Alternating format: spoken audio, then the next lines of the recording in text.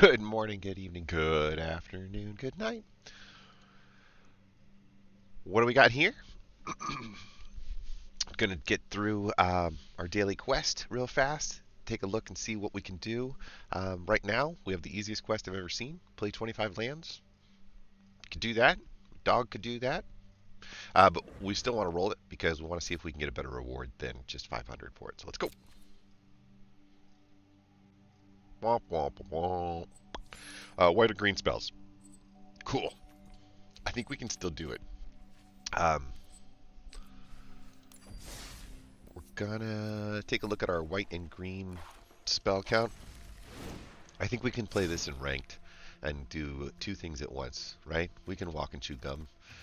This is the Go Wide White and Green Strength in Numbers deck that we have, where we picked up a few extra of the engines that kind of drive this thing forward, and I think we tossed in just something to make it a little bit more powerful.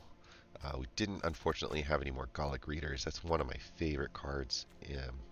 But we do have all these go wides. We have a couple removal spells here. No more ossifications, but still two ain't bad.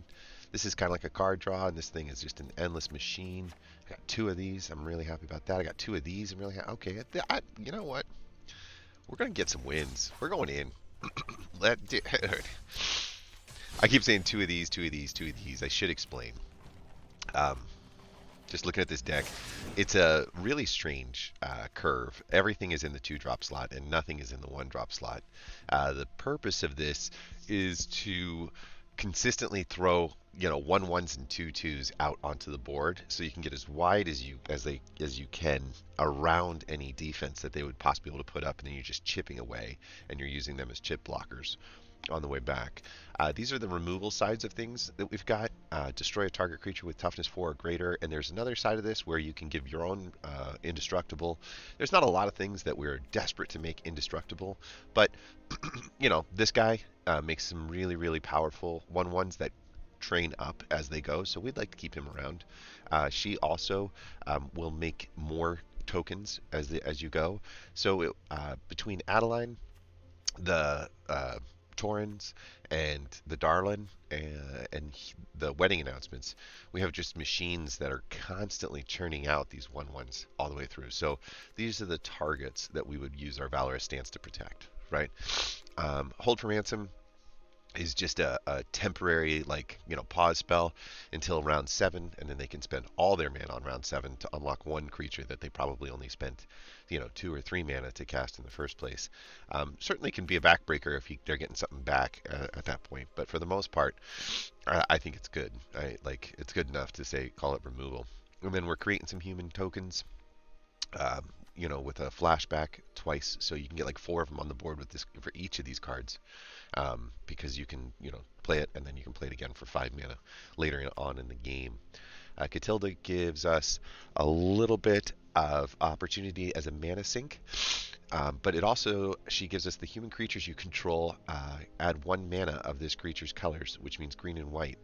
That means that all of these humans soldiers, all of these humans that come out of Adeline, all of these, maybe not the citizens there. Here's a human, and she's a human, and this guy drops humans. And then she's got some humanness to her, and he doesn't, unfortunately. So almost everything that's going to be on the board, though, is a human in one way, shape, or form. And that means they're going to be mana dorks, and suddenly we're going to be able to dish out like extra card after card after card. And so, the Gathering Throng lets us draw essentially the other 3 as soon as we play the first one. So that's like a 3-card draw right off the bat. And then if we could just dump them out because we had played a couple of humans right here and a Catilda right on top, you can kind of see how this steamrolls real, real fast. So go wide and then make each body that's on the deck into a land, essentially. Pretty good. That's the name of the game.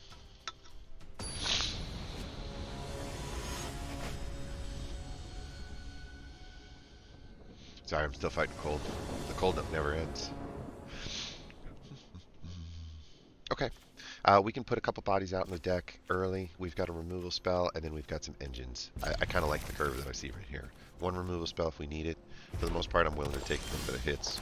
We don't have anything to cast on turn 1, so let's take the slow land, put it on the deck. That way,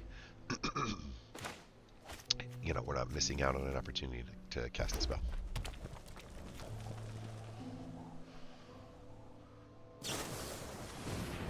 Oh, for mono red, that is excellent for us. Okay, we'll just throw the Gala Graders out. We have time. If it attracts a lightning bolt, that's just 3 less to our face that we have to deal with. And get set up. And so are we. So are we. Okay, a little bit of a decision to make here. We put the engine out, and or we put the wedding announcements out. I think we go with Torrens. Got to get them out there eventually, right? And let's go with the 1/1. And we'll attack. Just gonna wake him up a little. Hey, we're here too.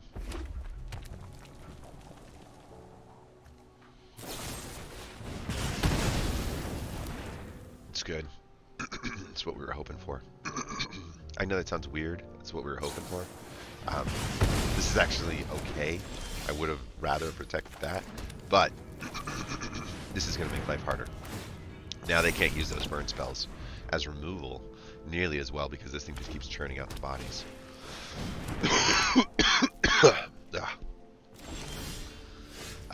Okay, so nothing to do here. This is getting crazy up here, but I think we'll do this.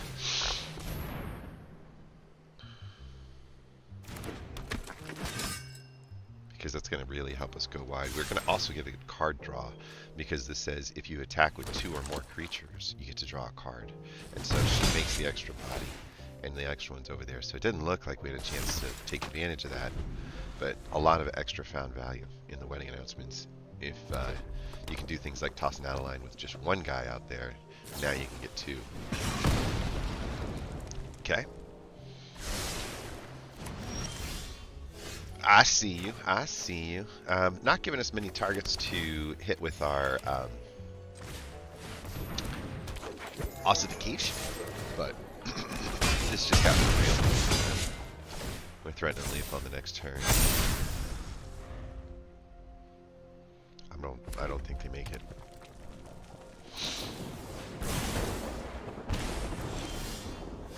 Absolutely amazing.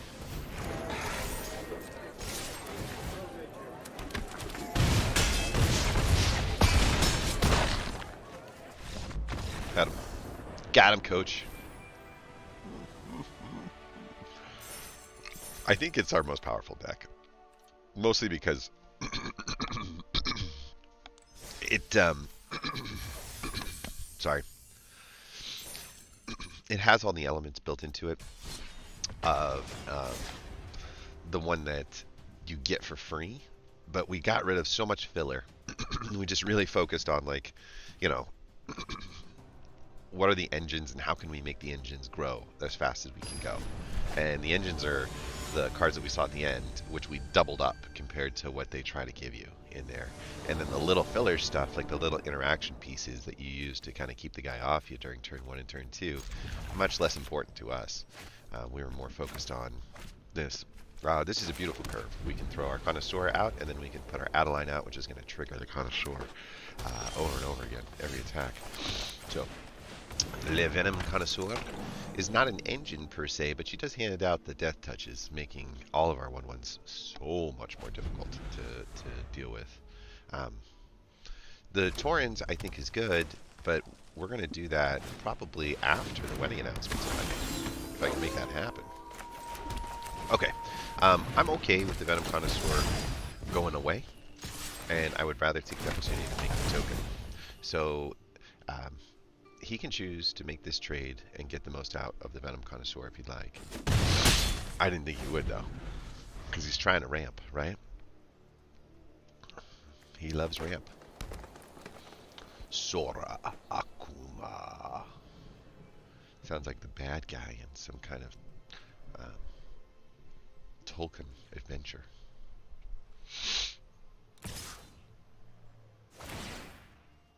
Is it a trap? It's a trap. Yeah. It's not a well-disguised trap. So, I'm just letting it go. he's if he wants to flip, yeah, he wouldn't spell, but he's spelling. So okay, 2 Torrents and join the dance. 4 total mana. 3, 2, 3. So just one thing at a time, unfortunately. Whenever you cast a creature spell, you get to create a token. This one is create 2 tokens, and this one is create endless tokens. I think we go here. And the reason is we're going to get ourselves a lot of card advantage. And I'm totally expecting him to block the Venom Connoisseur with the Halana Alana. But you never know. Sometimes they make mistakes.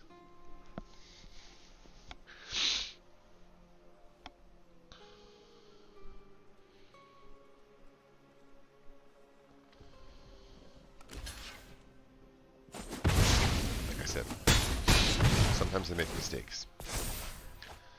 Alright. If we don't pick up another mana, we can still double spell next turn. And I think that's going to make us very, very wide. She'll make 1 more. He'll make 1 more. So we're getting 2 more bodies guaranteed. This will make 2 more, giving us 4 new bodies guaranteed. And the Civil Servant gives us an opportunity to pop a little bit of a positive spin on things. Yeah, he's still got that trick, and you know, I'm okay. We can just keep the race going.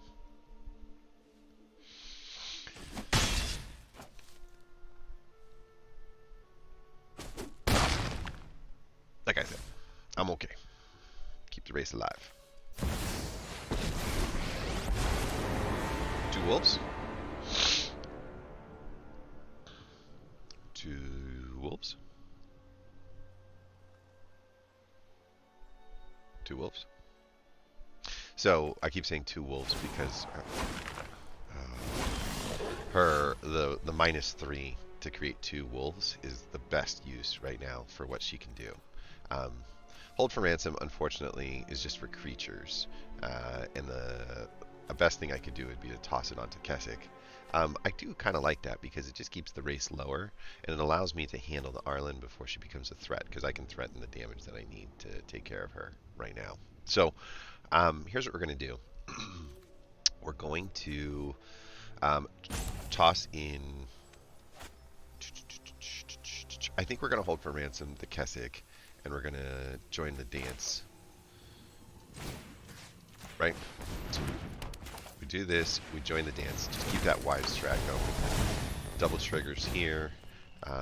We'll attack here. We'll attack here. We'll attack here. We'll go. And we'll go here. That's fine. And what that does is take out the scary guy with that he's got. As far as a threat is concerned, because they're nowhere near the 7 mana necessary. Halana and Alana can continue to hand out pluses, but they're not going to hit anything that can go anywhere. I dig that, by the way. It's a great play on their part, especially since we had just caught the join the dance. We've really gotten wide pretty quick. But see, none of that stuff goes anywhere. So, yeah, okay. It's an unusual card to have in the set too, and it's just too much risk to block 2 damage. So we're just gonna say none on that.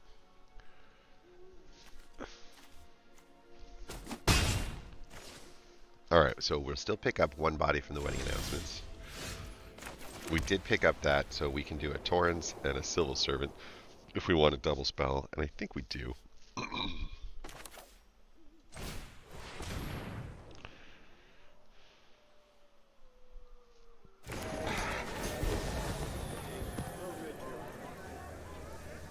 Come on.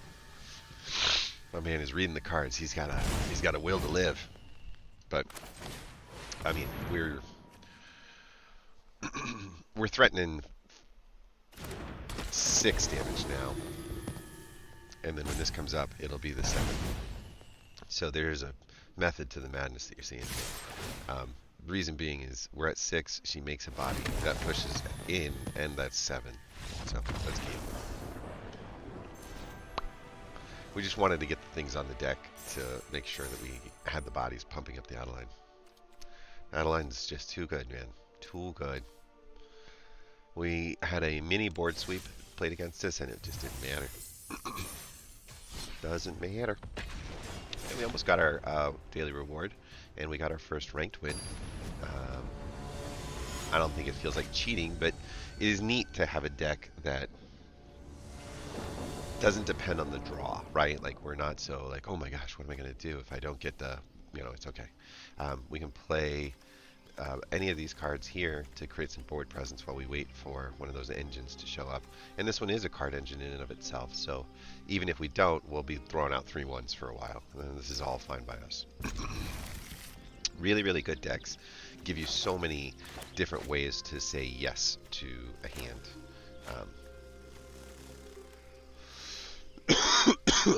I'd like the Gathering Time to get played on time, but if we can't, well, yeah, we can.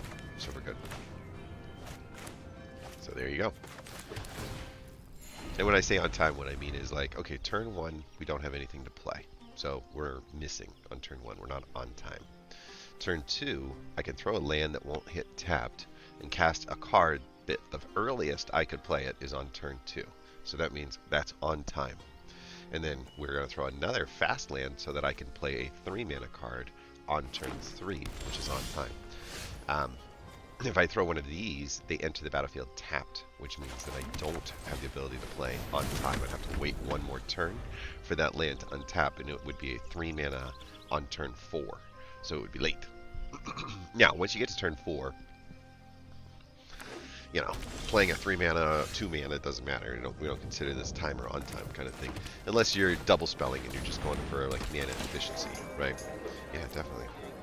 What about you and you and yeah, you all come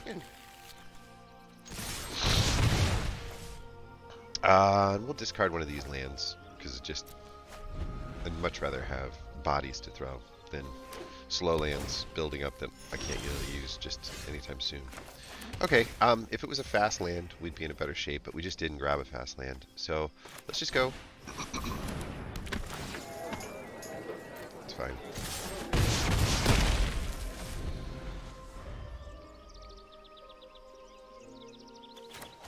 I think Darling of the Masses is next. These are citizens. It'll give everybody a bit of a pump, and it'll be a pretty significant threat to a world that has no blockers.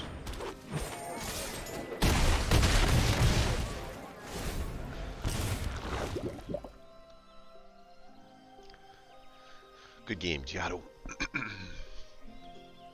It's power of this deck. Like, it doesn't look like much. It doesn't look like it's a lot. It's much. There's a lot of much. Yeah, no bugs. Good job. You got it. You got it. Should I handle it just to show him I could? Yeah, I'm gonna handle it.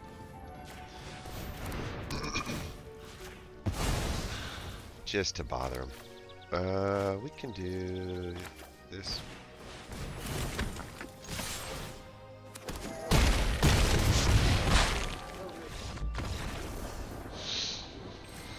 Like I said, it was much.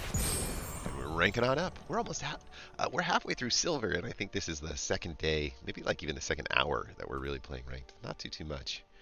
That should be enough to get us our daily quest. That should be just shy of 1,000 gold. We need one more win, so we're going back into the ranked ladder. You gotta like what this deck is doing in the ranked ladder. It's pretty powerful stuff. I haven't seen a deck yet that's kind of scared me. Nice. Okay, a little bit dangerous keep. But we still have a turn 2 play and another turn 2 play if we don't get a 3rd or 4th land drop. So we're going to get about 3 draws here. Take the tap land and drop it out. Put the 2 drop next to it. Tentatively, we'll put the second 2 drop next to that. And now we have a 3rd interaction that we can do. So we're gonna get a land in the next 3 like 3 pulls, right? Like 1, then we play 2, then we play 3, and then we're stuck at that point if we don't pick up a land in the next 3. But they won't know, right? They won't know. I think I take the flyer.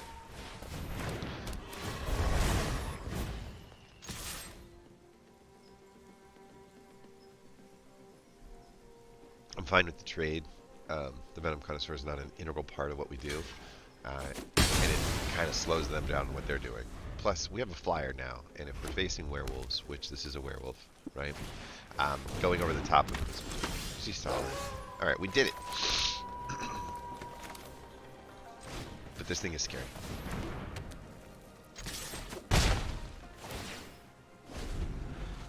It's just too scary. Alright, so this one says that whenever it deals combat damage, draw a card if you had 2 or more creatures enter the battlefield under your control this turn, right? So, it is toss the wedding announcement or toss the civil servant. I think the name of the game is... Let's do wedding announcement. And we'll just attack, because we ain't blocking that child of the pack.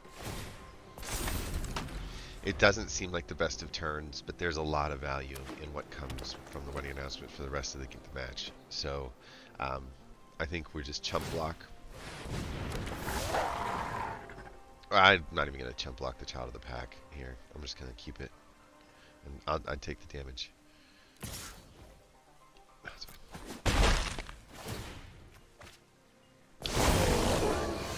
God, he still does his thing. Ew. Yeah, that was a huge mistake on my part, but that's okay. We'll do this as a nice way to block that werewolf. We will attack with both of these. The Savage Packmate's going to get through.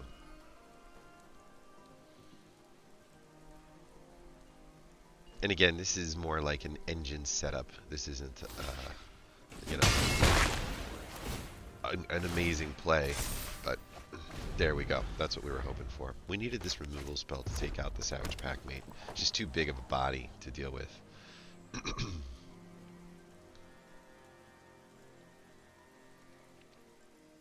We're going to take the hit for the 5/5.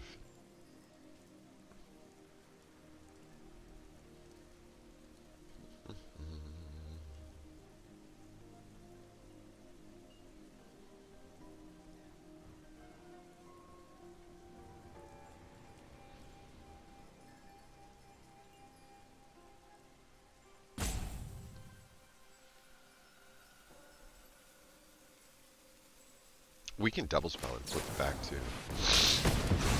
Yeah, we knew that was coming. Like I said, we got to take care of that Savage Packmate, otherwise it's just too much damage too fast. That's about the most amount of things we can at that point.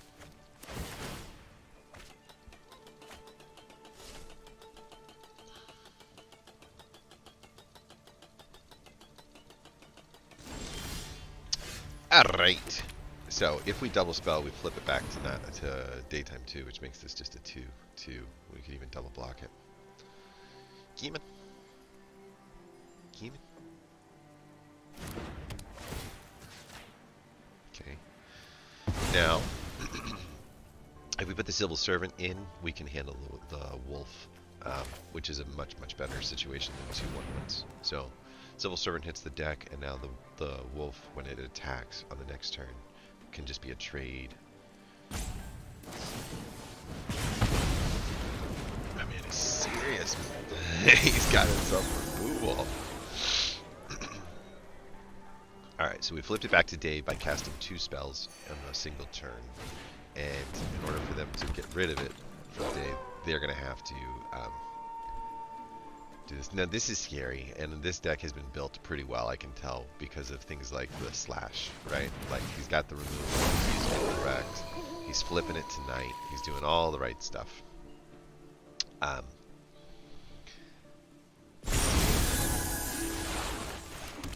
But he double spells, so he undoes his own. Oh no, I'm sorry, the card just expires, that's what it is.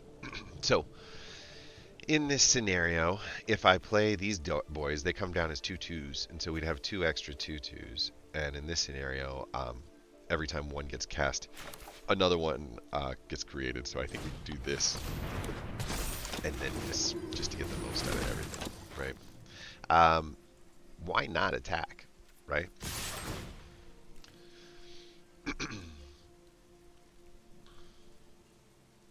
I'd be fine losing a Civil Servant to guarantee the Halpak Piper's dead. That doesn't really take for him to get rid of it.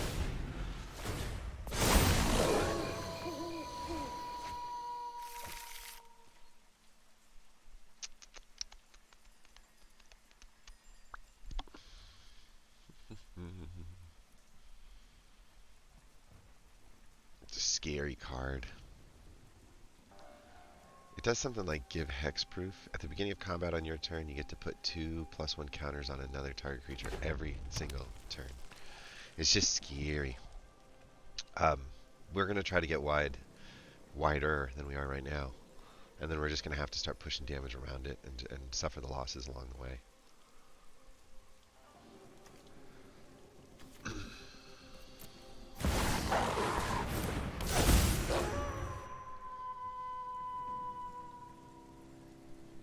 So they've got 3 blockers, and we've got 1, 2, 3, 4, 5 attackers. This would make 6 and 7 to catch on the backtrack.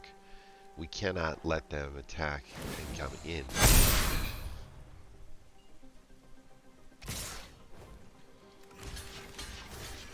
It's actually ideal for us.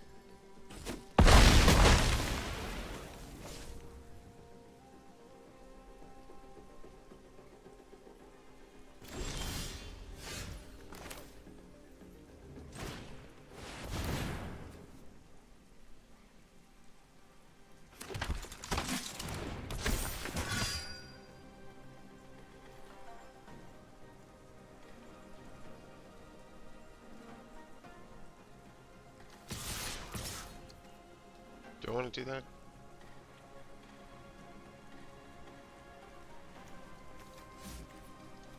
Let's just do that. It takes 1 guy and turns him into 2, right? Is that right?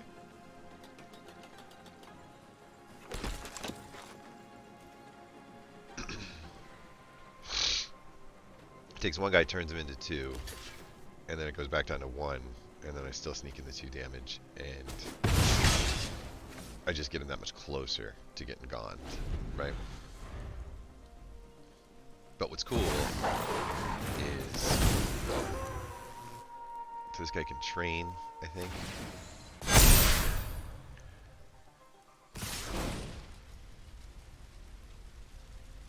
Okay, that got a lot scarier.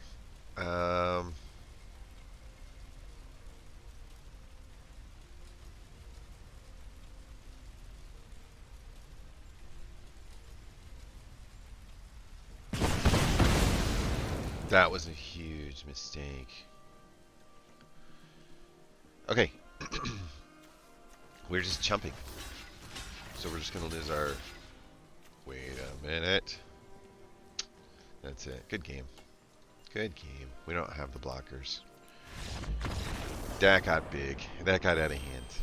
Good on them. They played their cards really, really well. And it was a close fought match. All things considered, I don't think we did anything wrong in how that worked out, but his removal spells were really, really effective, and one of ours wasn't. The one where they had an opportunity to continue to draw those cards, even though we'd left them on the deck. That might have been the straw that breaks the camel's back. Oh no! Willy Wonka's chocolate factory blew up in Pennsylvania. Oh no!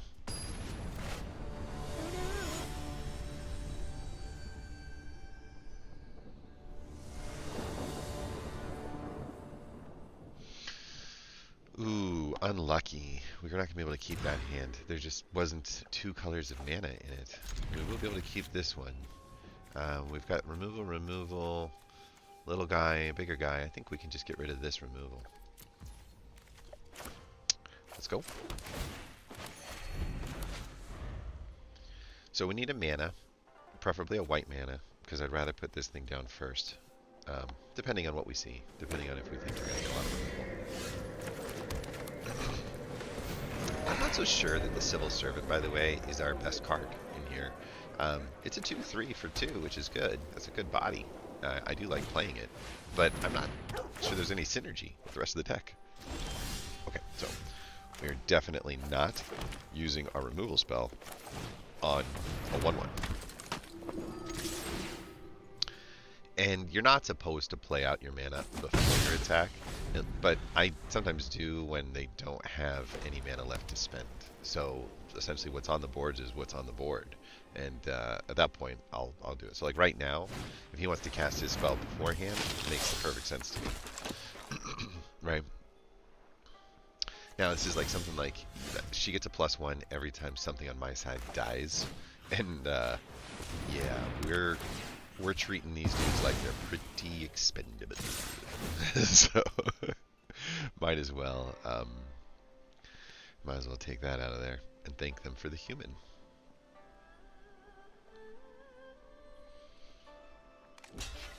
Now on that one, there is a reason for us to play out our cards before, right? And that is, we don't want this +1 to hit. We don't want the 3/3 body there to block, you know. I think it's a really, really good card. I've always been pretty impressed with that card.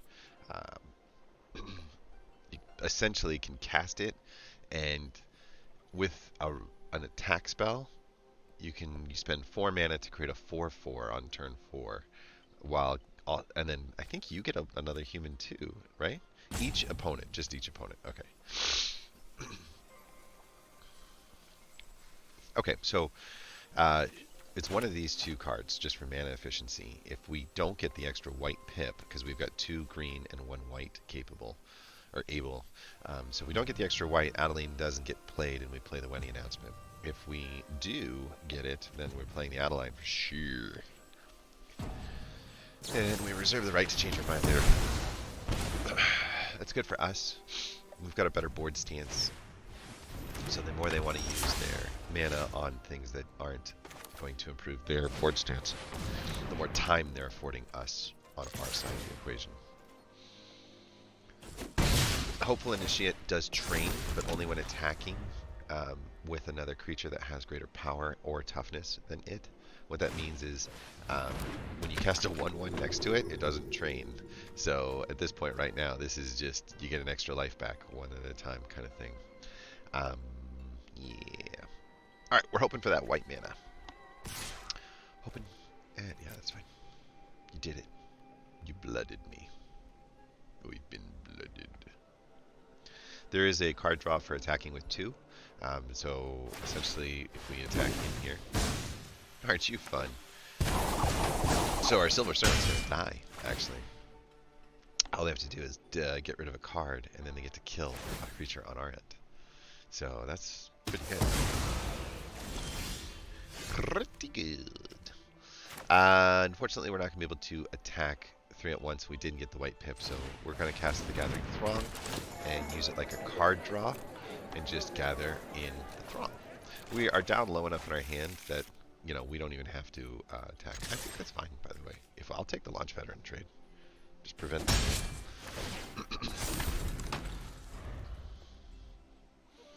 Ninja was not what I expected in this deck, by the way. We've seen an enchantment and this rare card get tossed away off to the side.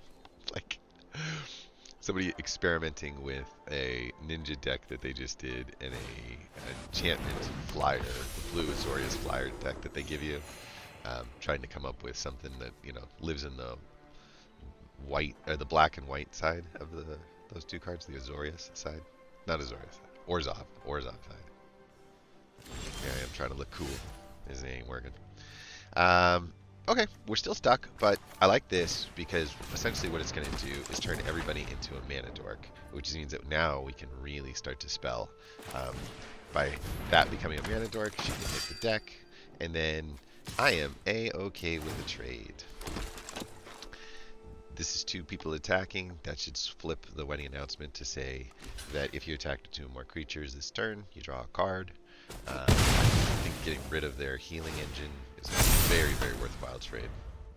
Unfortunately, we lost the card draw just in the nick of time. It's okay, I'll take the +1s across the board. Makes cards like the Join the Dance way more powerful. It's fine. You're not going to like the next turn. 1, 2, 3, 4, 5. So this is 10, 17. Yeah.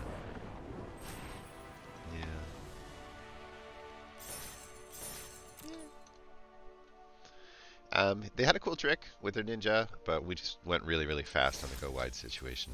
We had set up all of our engines, and even the removals just weren't enough.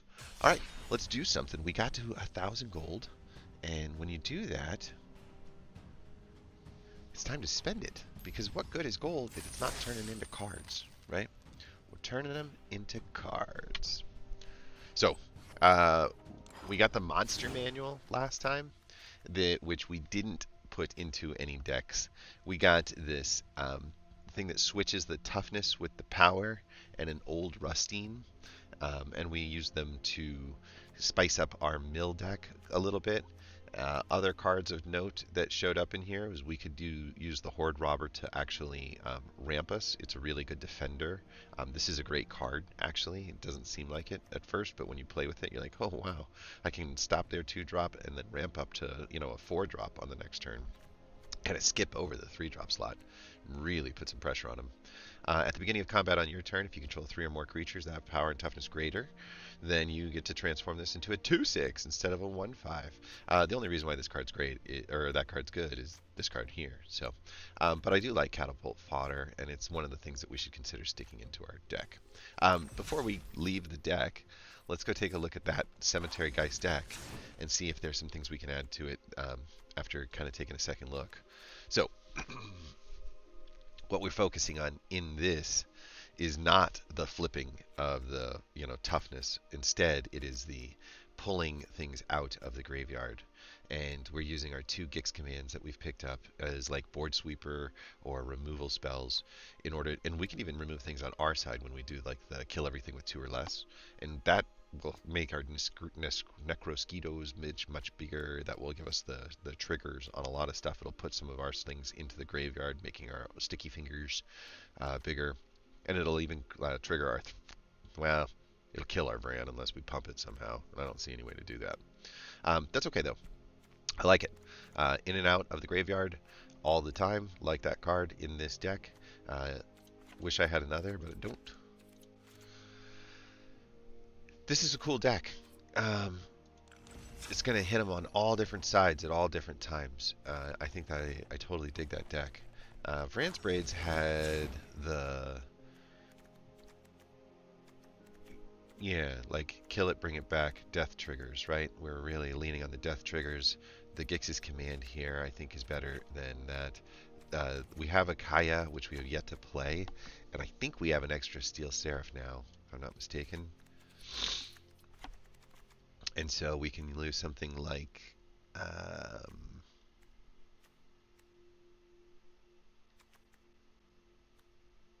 let's lose this Duelist. We're not trying to toxic people, and so even if we could do some fun stuff with the Communion on the Duelist, which is usually where it gets, we're not delivering the damage, and we're kind of going down the wrong path. Everything else after him is going to really focus on damage, building up for damage, getting a Kai out who's going to do damage. Like, just doesn't seem like the right answer. There are some more frontliners in here. We could do that instead of this. But I kind of like the bring it back from the grave for cheap 2 spell. Although this one does it too. No,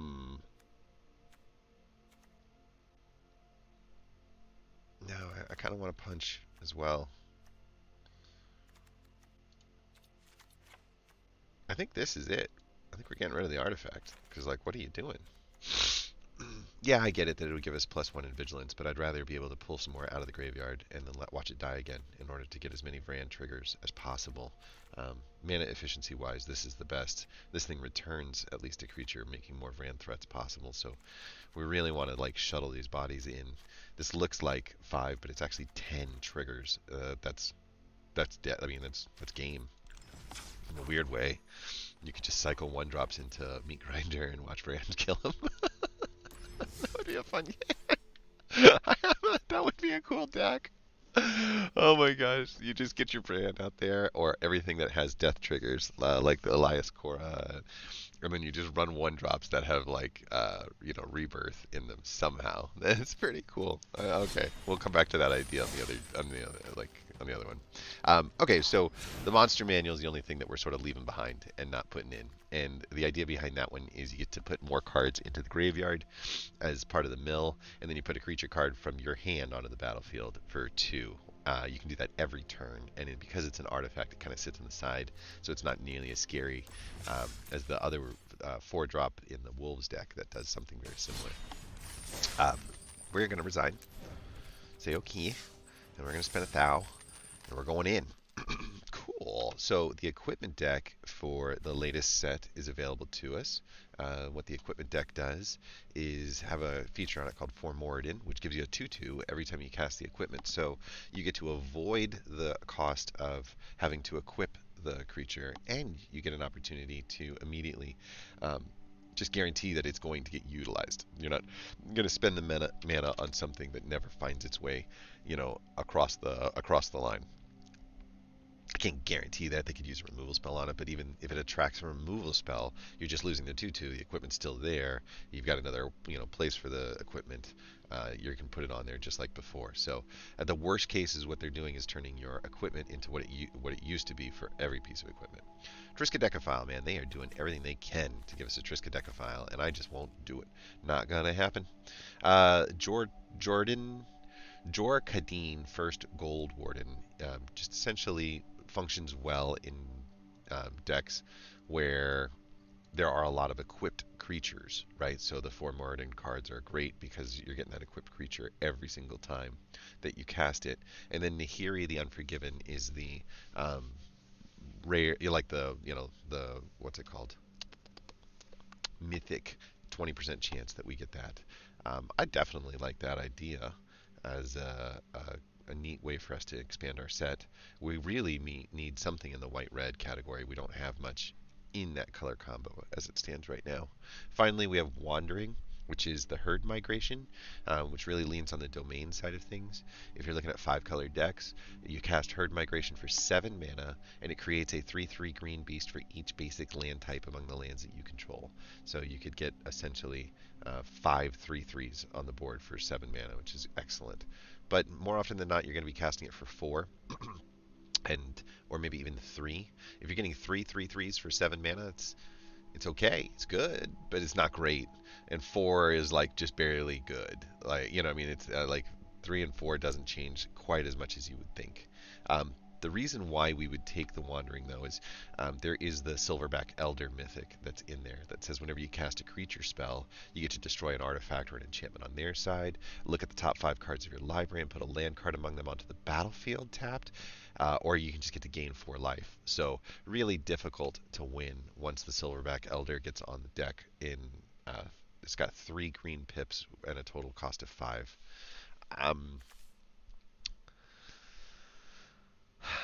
Domain is just not something we see played. It's just not something that really makes the grade. But in all fairness, we don't see a lot of equipment played, but I've had a lot of fun with equipment, and I can tell you that I would rather have an equipment deck than a domain deck right now. So I'm just going to go with what I'd rather have. Oh my gosh, it's like they're paying attention. I said I wanted an equipment deck, and they said sure. Actually, no, I don't know if you've noticed white, red, red. They always give us colors that have or packs that have that sort of relationship between them, so that you're not going to end up with 2 decks that pull in different directions. Equipped is going to give us a really solid piece of equipment called the Lizard Blades. It's a 2 mana to cast, 2 mana to equip. Does not have the 4 Mirrodin, but does gift double strike to whatever we give it to. So if you're putting it on these wings over here, you've got a flyer with double strike. The other piece of the puzzle is we know we can get this rabbit battery, which is better than it looks. It hands out +1/+1. It also hands out haste, and it only costs 1 to cast, and it hits the deck ready to attack with haste, and it's also 1 to reconfigure. So, and then it gives haste to whatever you just cast, the +1 right over there. So it's kind of like something, and you can just do it to the next one and the next one. Like every time you cast a creature, if you've got 1 extra mana above it, you can really make things move. And we have spent, we've gotten this 4 times. We've gotten everything that we want out of that. Training is the Savior of Ollenbark, which is A really delicate card to cast. It's 3 mana. It sits on the deck. It trains when you attack, so it kind of attracts the guy's attention, and then it exiles something when it attacks, either on your side or their side. The reason why you would put it on your side is if you destroy it, the things that come back are in their full form. So like if you prototype cast a Steel Seraph that's like a 3/3 flyer, and then you get rid of it, on that attack that you casted, so it would have already been in Summoning Sickness anyway, and then you attack in, and then he dies, right? Like so you're doing a doomed attack into them. Then it comes back, and it's now a 5/4. So he's kind of a way like to sneak, essentially 3 extra mana across the finish line one time. It's kind of weird if you use him that way, but it makes sense. Phyrexian Fleshgorger would be a good one to do that too. There's a couple cards that I can think of, but it's just a really limited trick. And since we don't have much equipment, and we are trying to build the equipment deck as stated, we're going with equipped, right? All right, this should be a fun one. Really, really like this card. I like this card just in general. It's a 2/2 that has double strike when it hits the deck, and it only costs 3 mana to cast. It just gets out there really, really fast. Now, remember though, we can give double strike if we got the blades. We did the lizard blades right here, so we can do Rabid Battery and lizard blades and end up with a 2/2 with double strike for 3 mana right here. So we've got some cool little interactions and choices. A little bit more artifact stuff, trample and haste over here. Not a piece of equipment, unfortunately. And we don't have the finisher that has the affinity for equipment in this deck, which surprises me. But we did get the really good removal spell with an affinity for equipment. Even if you're casting this for 3 mana, 5 damage all at once, anywhere you want, pretty good. Not anywhere you want, just creatures on board. I never really can figure out this card, but I like this card in the deck. It makes all of our equipment spells 1 cheaper. That includes equipping costs. That means it's free to put the Rabid Battery anywhere you'd like. That means it's 1 mana to give double strike to something. Pretty solid, pretty necessary piece of the equipment deck. This guy has a ward, and he has a +1/+1, and people don't like him, and I don't get it. I kind of like him. I was drafting him a little too much in the original drafts, and when I do Phyrexia All Will Be One drafts, I just don't see equipment decks. Like, nobody drafts them at all. But it's weird. I shouldn't say I don't see them. It's just I don't see them winning, maybe. I don't know. I think they're just a little slower than all the toxic strategies, and that means that they're death, right? Because if you're too slow in that format, you're done. Here we go. We got a really nice curve because we've got a 1-drop, a 2-drop, a 4-drop, but these two can come together. So we take it. We go with a red because we have something to do on red, and we say attack. Next, we're going to toss out our lizard blades. And unfortunately, we just don't have the mana to attach, so we're just going to attack.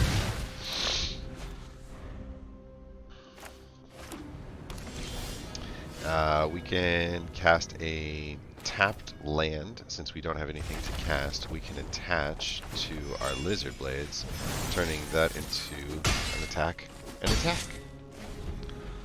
Right? We can cast our Hexgold Hover Wings, and then I would rather do the Leonin. We can cast the Leonin over here, and we can attach this to this, giving him haste and all attack. And this is why I think I like Leonin. Like, I just gave him, for 1 mana, I turned him into a 5/4. So for 4 mana, I got a 5/4 with Ward 2. Why is this not considered a great card, right? We have the extra mana now. We can toss the wings out, go over here, have the wings pop up. We're going to, unfortunately, just move that over and attack and attack and attack and say go. And I think that's not quite. But we are threatening. We are A-okay with that. And who's the star of the show? The Rabid Battery. Just because it's constantly giving us that extra attacker each turn. Just putting haste on every single thing that we do. Good game. These are cool, though. I don't know what packs he picked in a strat pack, and I guess.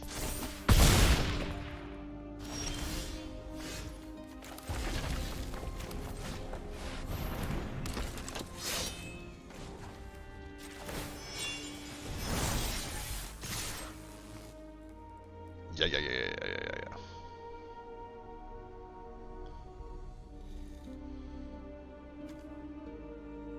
Don't rope me. Just concede or yeah.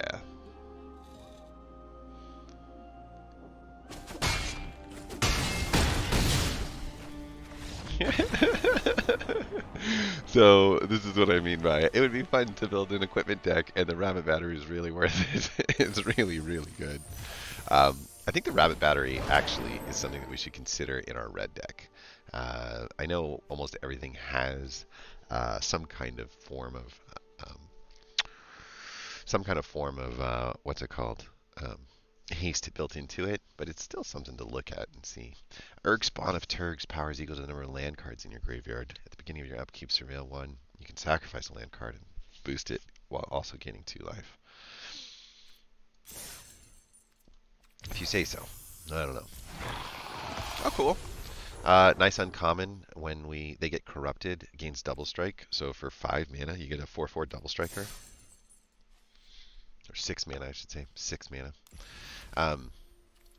Do we have a toxic themed deck that would corrupt people? Yeah.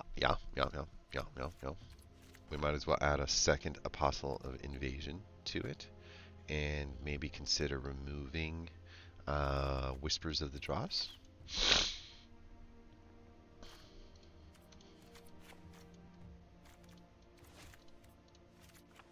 Yeah, I think that's good. It's kind of cool. It's a cool toxic deck. Oh yeah. We got the cards that we just got. So we were just talking about the ranked deck. This is the tight red deck that we've got, where we have a really nice big upper end threat, a way to replenish cards when things get low, and just such a uniform strategy that this is what's going to allow us to every hand to be able to climb. I do think we took one loss, if I'm not mistaken, on it. No, yeah, we did. We took one loss in the ranked on the other deck, so they're pretty close. We have 4 Rabid Batteries. We've got a Lizard Blades. I'm thinking we keep that deck. We don't touch it. Let's take a look and see what a equipment deck would look like. We're going to go with standard. We're going to type in the word equipment and just see how many pieces of the puzzle towards building an equipment deck could we get. 3 of these is good. I would take 3 of these, and I love that guy. We have some affinity removal spell and some war whips, which isn't bad. We just talked about the necessary need for the aspirant and the halberds. We're missing a lot of batter fists, unfortunately. This thing kind of has its own Form Mirrodin built into it. And this katana is not ideal. The Eater of Virtue can be really good, and I'll take this as a tough one. I do like the pinions, and I like the dagger. Although the dagger's a little expensive. We'll just hold off on the dagger for a sec. I think we need some more bodies or targets for equipment, but I know that we had that drawer. Oh my god, we got 3 of them? Oh my god. Alright, so pretty close to a pretty decent deck here. Let's go to the land situation and look at the red-white land. 2 or more lands and some healers. I think we just go the whole way on the slow land there. Surprisingly, we have a really nice curve built into this. You know, on a creature and a piece of equipment that could get attached to this creature. I would rather attach this creature to something else, though. So targets for equipment are going to be 3, 4, 5, 6, 7, 8, 9.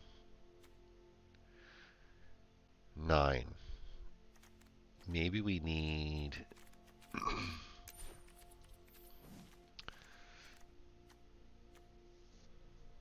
maybe we need to get rid of like this Bardiche.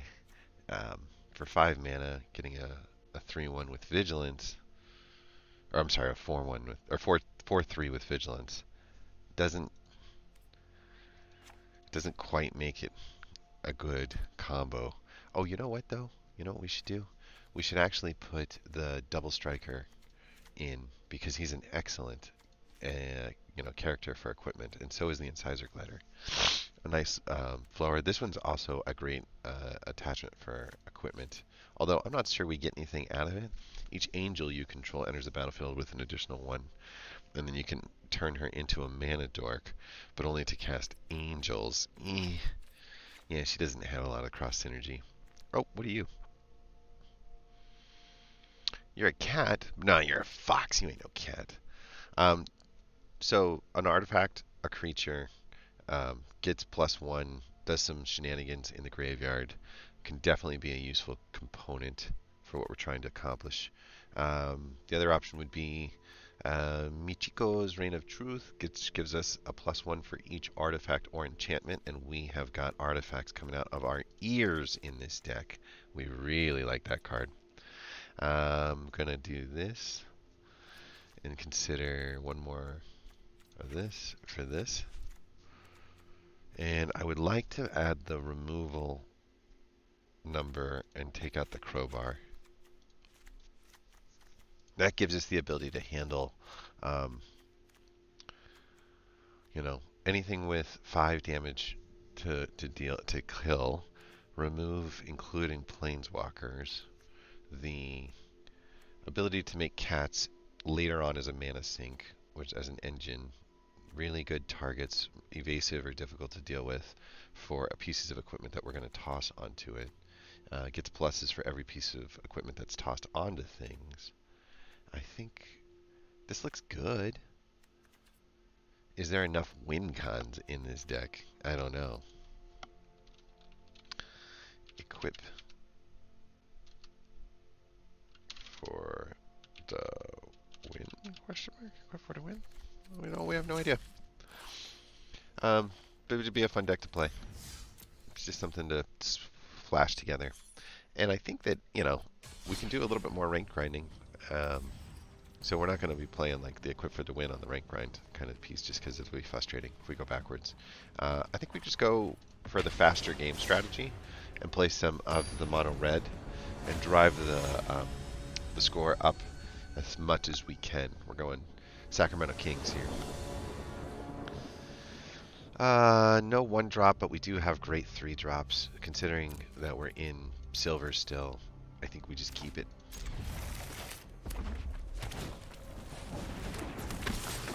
I regret everything. We're going to Lightning Strike the Monastery Swiftspear on the next turn, so Urbrash Forge. Try to stabilize.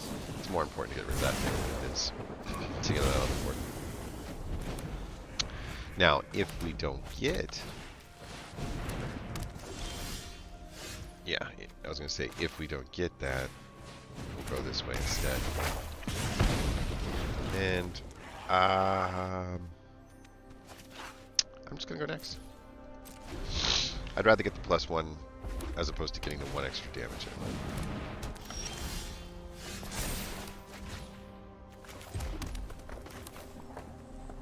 Yeah, stick with the plan.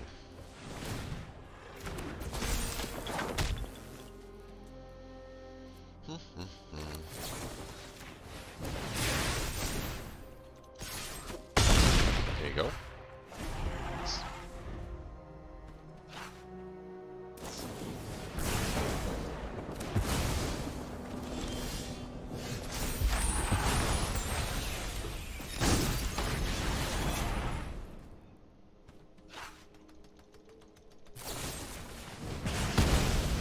Oops.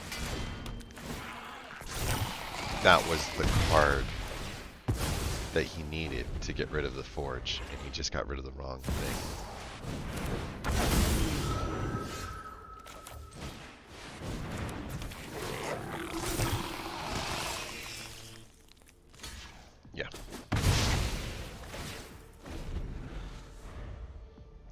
how that card works.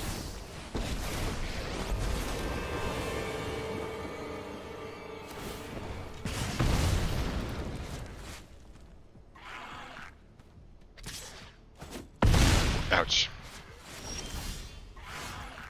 That would have been fun. 2 damage to any target. We could take out the Chandra. We could take out the Atsushi.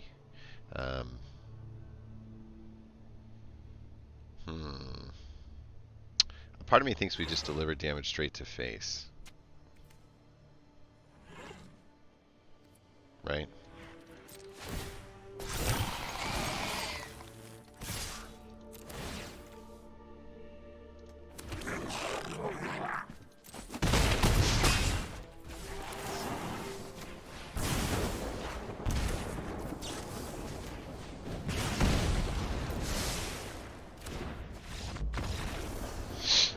Got him. Mono red, just gonna kill you until you're dead. The mistake was right here.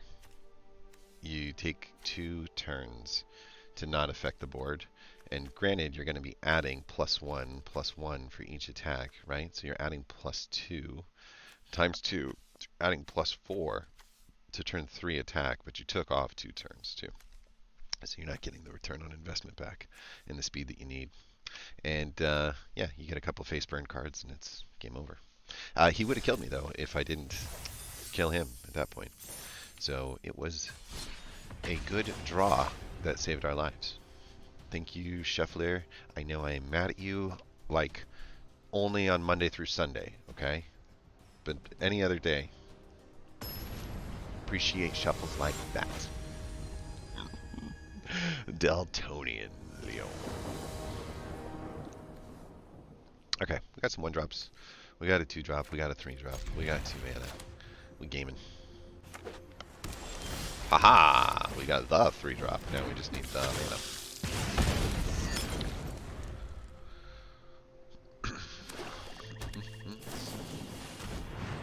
Ooh, a little Demir control. Alright, we will go here. We'll go here. And we will hold off. Like I said, sometimes it's worth sneaking that extra damage in. Think about holding off. I guess it didn't really change anything with the prowess card out there. Yeah, this is okay. All right. All right.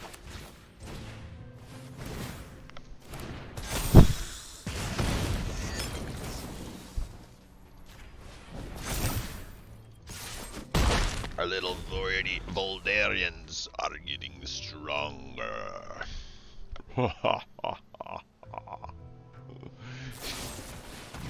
Yeah, that's fine. Get rid of that one.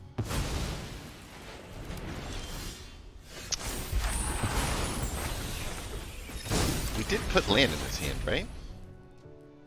Could have sworn I put land in his hand. Guess not.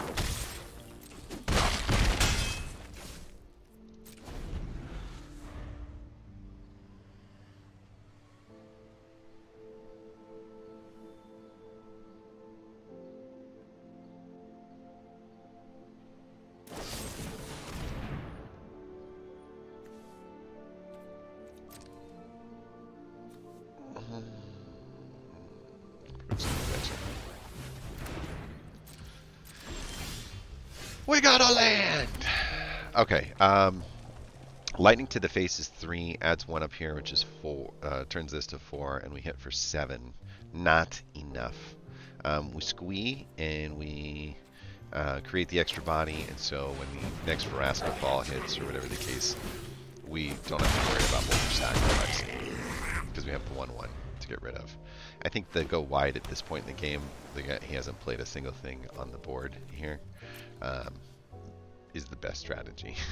I don't know what he's thinking. Yeah, like it's a good idea, but you want to set your defense up first, right? So there are cards that are like the Glisten Seer that are 0/3 for 1 blue mana. throw that out first. Now his 2 attacks just can't get through. At least you know you're negating some of the damage on the way there, and it just stays that way. It's just always that way. Target creature you control deals damage equal to its power to each of X targets. So 4, 6 mana to make power go out twice. Actually pretty good when you think of it that way, right? Because like a 3 mana burn spell on a, let's say, a 5/5, you know, like could be rough. Being able to toss that out twice to 2 different ones is nasty. All right, I think we're 2 for 2 with the red deck so far. We faced mono red, and we faced a Dimir control deck that was trying to poison us out. Dimir stands for the blue black combo that's in there. Thor. We go up against the mighty Thor on Thor's Day. It's not the greatest, but it is a curve, and so we cake. I would like a creature to land on the next turn, and so when I say it's not the greatest, it's because I don't have the kind of play here that I would be hoping for.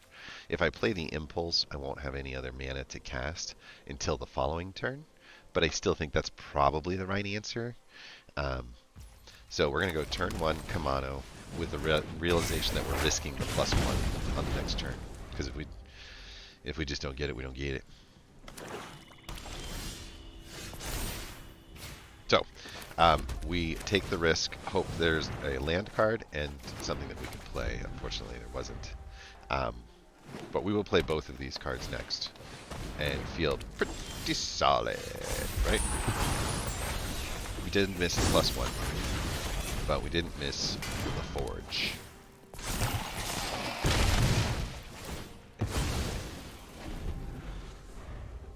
I was scared. I thought whenever one or more non-token creatures, I thought we were going to be giving him 2/2s every single turn. That freaked me out.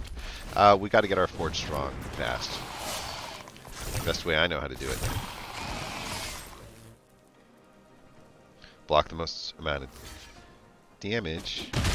You block the 3/2, but you would lose. My man is going to have card advantage on us. I don't think that's going to matter. He's just not going to have the board presence necessary to prevent the amount of damage coming his way. Because these guys can't block. So, do your one. We could do another Forge. I think it's just faster to do it this way. He's already done a set of them, right? So we're already going to swing for lead. That would have been funny to play. Pretty fast, considering that we missed that one little opportunity on the land drop. But the reason that thing speeds up so much is this guy right here. You get a Magmatic Sprinter and an Urbusk Forge. Turn 4, baby. You done. You done. It's just crazy. Like, I guess it's turn 5, right? I must have missed a land drop somewhere. Or I hadn't thrown the one for that turn yet. I just went and attacked. That's what it was. I was like, what? I don't remember missing anything. I thought I was just rolling.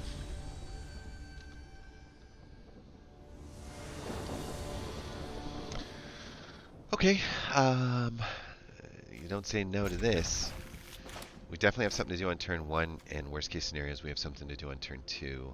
We have till the end of turn 3 to draw one more red card, one more red land, in order to get the most out of our deck. That's like Voldarian coming down with 1 haste, but it makes more noise. Yeah. We could have held on to that with the second Forge as a backup. It's not necessary. We'll be doubling up our Forge activity pretty quick. Okay. Missed across the board. And we have our Forge Enabler. Counter target spell. This would be the perfect time to use it. Yeah, and that ain't it. Sorry, Dimir Control. Game over. You just don't know it yet. Okay, so turn 3 Forge requires board presence at this point. That's good. He did it. He's got the board presence. We're going to still toss this out here. order to make this much scarier than what it should be. I'm fine if the Epicure gets killed, because that just means that 3 extra damage gets across the finish line with the Sprinter. So in a way, that's a way for me to guarantee 2 extra damage instead of just the 1. So I take first. Big strong guy you. I think that's game.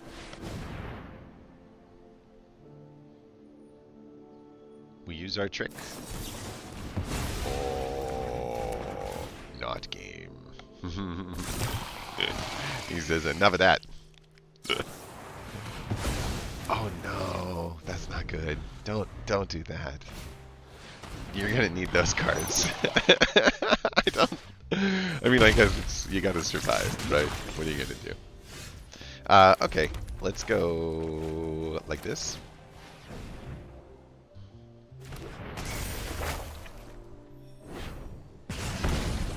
And we'll just do this, just to keep the hasty attacks coming, right?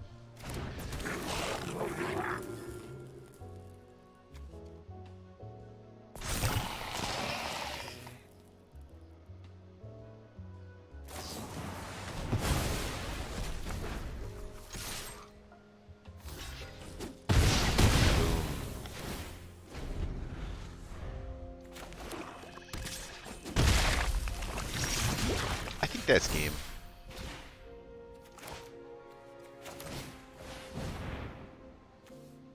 Should make him legendary artifact.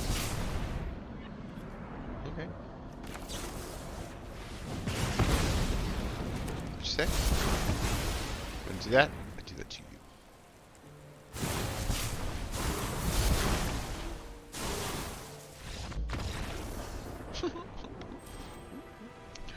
Bye-bye. I didn't want the proliferate effect to happen.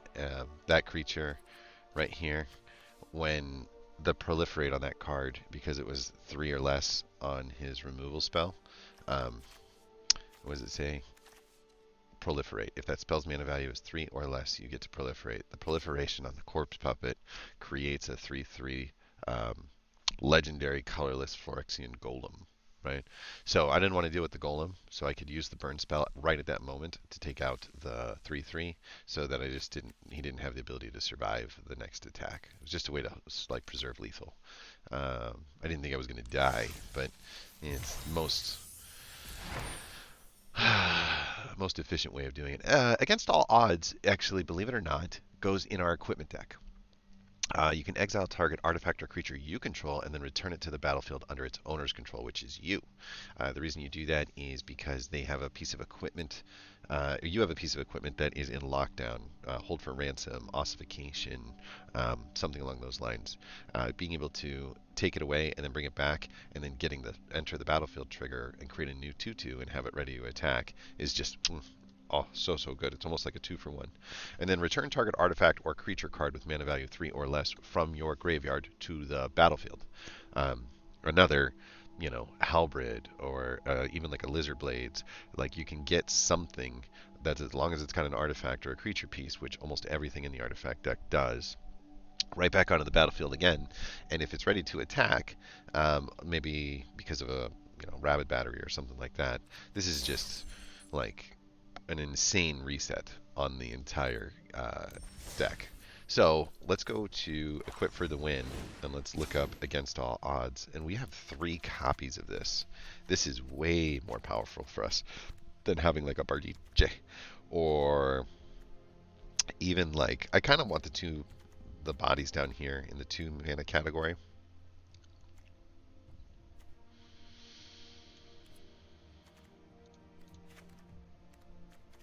I'm looking for the least powerful pieces of equipment that we have.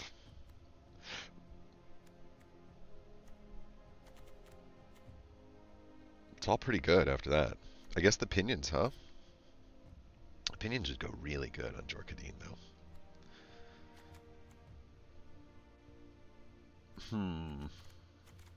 We didn't have any Leonins either. Is there a reason that we didn't want them?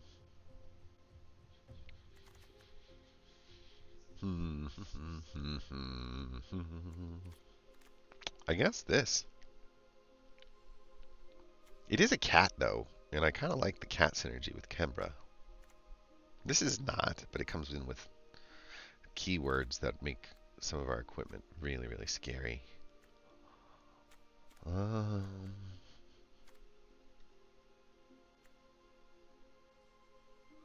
Believe it or not, it's him.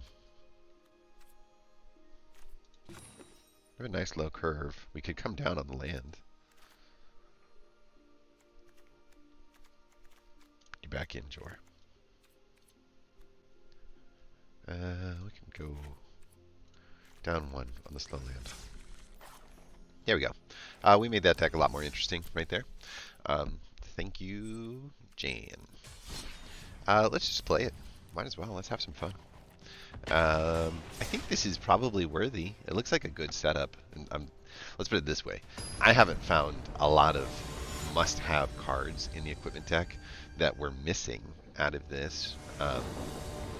There's certainly some fun rares that show up later in the battle pass that kind of like when a creature dies, you know, the equipment kind of gets automatically brought over, which is really cool. Unfortunately, not a lot of interaction spells going around here. I do think that we would like to see an aspirant, and this one gives us the piece of treasure, so there's a reason to do it. It still requires 2 mana to attach, and I would rather put the aspirant out next. But because we've got the 2 triggers over here, these are going to get real cheap. And if we get one more of like white mana, now we can double spell that, which is super cool. We can attach this for free as well. Oh, I thought we could. That's okay. It's still worth it.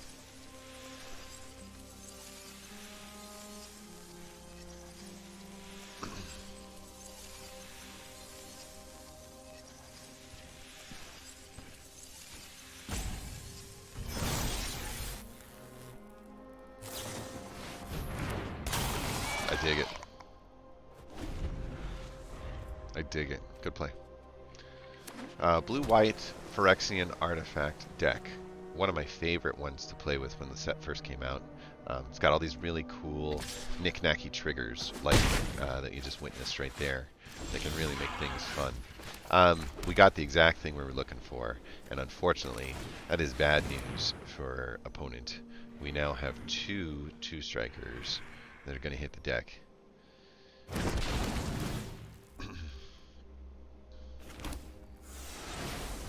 And when we play Michigo's Reign of Truth, we'll have 1, 2, 3, 4, 5, just 4. This is perfect though. This is exactly like we can play against all odds on the next turn too. The Golden Pinions, it says we can attach, but it, what would you attach? Really? Oh, because the War Whip has the same effect.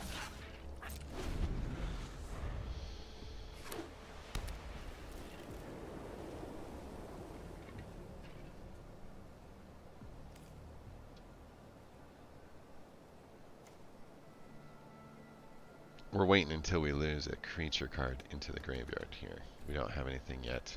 We got bounced.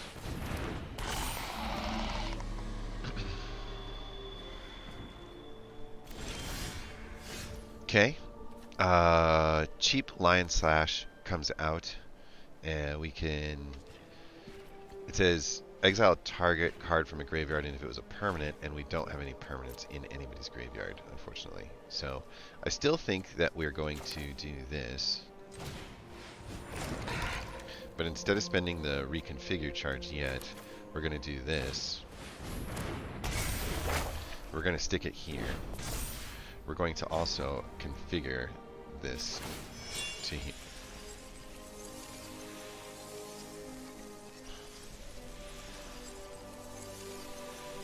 Oh, dang it. That's fine. So we're threatening lethal at this moment. He's going to have to lose. Probably the kitty. That would be what I would want to lose if I was him. I wouldn't want to lose the Unctus. But something's getting eaten up here.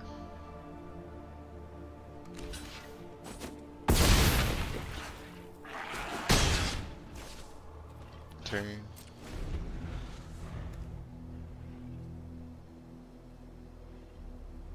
takes one white, and we don't have the white to do it. I think we're happy with that. It means that he's going to survive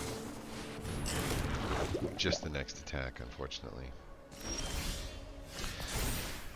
Yeah, I think we're still going to stick it here.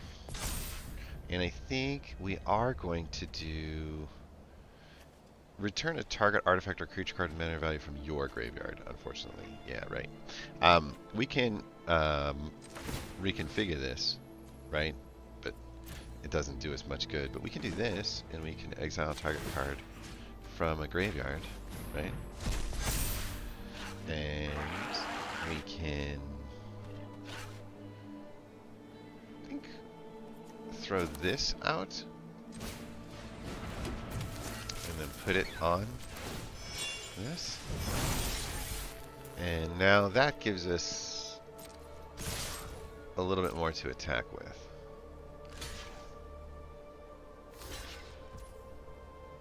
I'm okay with that. It means that 3 more damage just get by.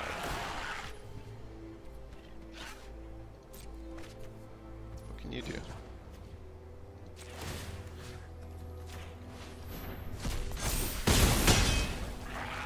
So close.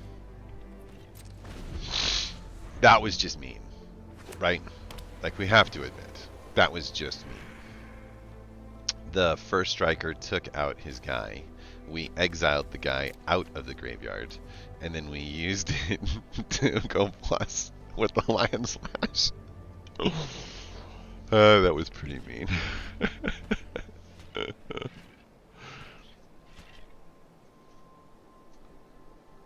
So I would say that the quality of this deck is far superior to what it should be, considering we just whipped it together, and we don't really have a lot of good answers here yet for what's going to happen. If he wants to sacrifice his 2 mites to give his Mondrak indestructibility, because he has to sacrifice 2 creatures to do it, he can do it. It costs him some life. He's got an indestructible card. Life is good. Unfortunately, we just don't have anything in the... we don't have anything in the... 7/7, double striker, 4 and 7. The guy just doesn't have a chance. I'm just gonna move the Rabid Battery over. Oh my god. This is too much fun. This is evil fun, but too much of it. So, there we go. Against all odds, just going to bring back a double striker as well. Like, I don't think... I've never done the equipment deck this way, where we really kind of focus more on the interaction piece and the Rabid Battery and stuff like that, enabling early attackers in order to kind of cut the pressure and be aggressive. It's a bit like an aggro equipment deck, and that is a bit of an oxymoron in this game. We have a thing, and then we have a thing that doesn't work with the thing that we've got, and then we've got a thing that's amazing. So we're gonna keep it, because if you've got a 2-drop and a 3-drop that you're happy with, you should not be complaining. I'm okay with that. It is a lot of damage that we're going to take on the early side of things, but the Incisor Glider will stop that from being a major issue. And then the War Whip will put a kibosh to it for the rest. It's kind of a weird way to spend your mana. Next, we do the Incisor Glider. The Duelist is good. I especially like it with other pieces of equipment later on the board. But neither here nor there. Now if he throws the 2-mana guy out there, I can block it. And he seems to only have 1 white mana. So the most he could do is use a removal spell. I would be fine with our guy getting a removal spell brought up against him. So that's a nice way to say, like, pause, everybody freeze. This is a 2/3 that...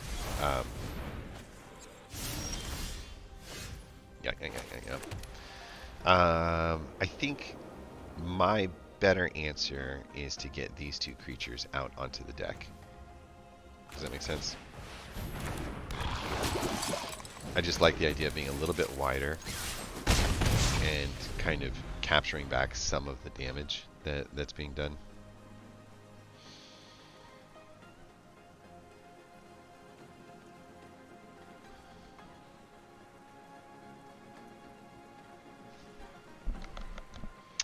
If I put the aspirant out first, it's going to make the War Whip cheaper on the next play. And then I can use the, depending on if I get a mana or not, I can use the Rabid Battery. This is really good for us. The Jawbone Duelist will trade with the Gold Hound, and I'm fine with that. It does mean, though, a Rabid Battery... Oh, it won't trade, because we'll just put the Rabid Battery onto it. So we're okay with this. It does mean, though, if we don't pick up an extra mana, we can't cast the Aspirant or the War Whip.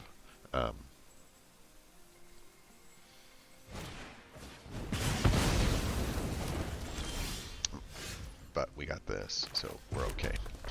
So we put this over here onto that, and we say all attack. I could have cast the aspirant and then for free attached. Thank you. He thought he had it. Unfortunately for him, we do have a first strike answer for the crackback as well. Because we are first strike connoisseurs. Like him.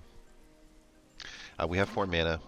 For us to do 2 things, we are either getting rid of our own stuff, which I don't think is a good idea. It would give us an extra 2 body, and then we could bring this back from the graveyard as well. So we're not going to get our ETB effects anymore on the War Whip, right? Which poses a pretty serious problem across the board. I think our best answer is to just get over the top of this English Norn.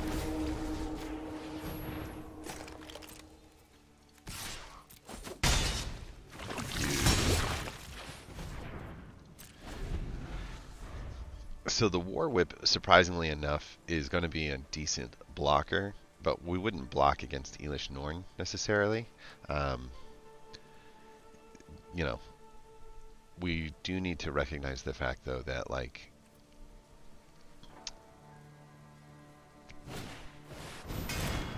see, yeah, that's going to be rough. That's going to get real rough real quick.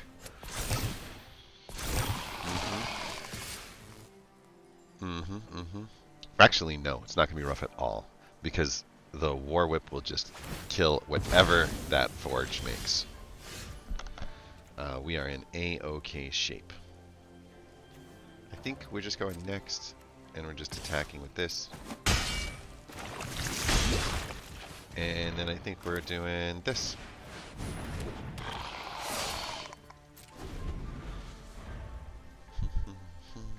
So we have the answer for the forge because of the first strike, and he doesn't seem to have an answer for the sky attack.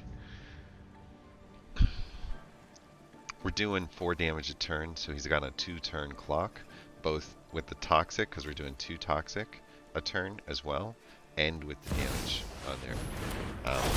He will get an extra forge attacker here, and that would be just absolutely brutal, but we're not worried about that.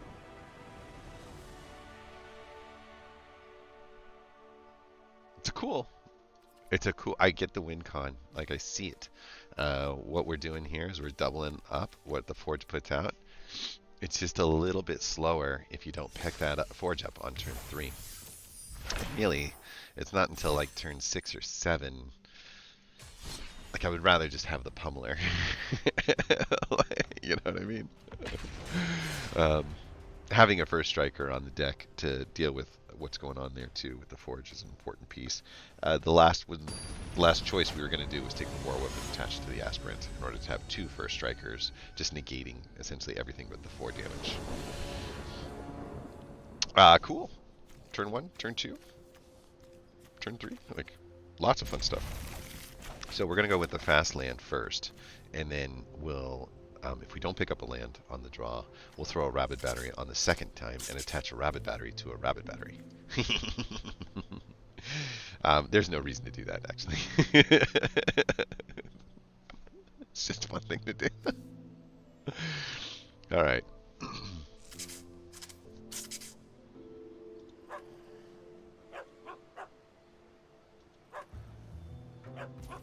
I like it.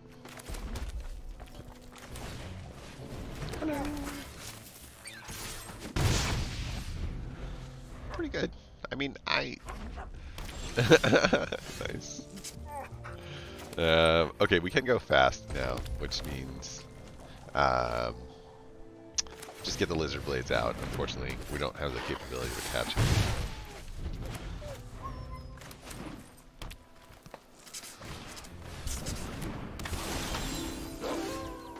That helps. If we toss this out, I think that we attach Rabid Battery for free. No, we don't. So, we're just in no attacks.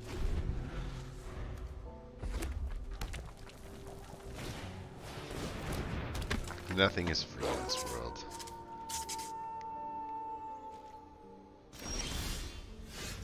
Yeah. Alright.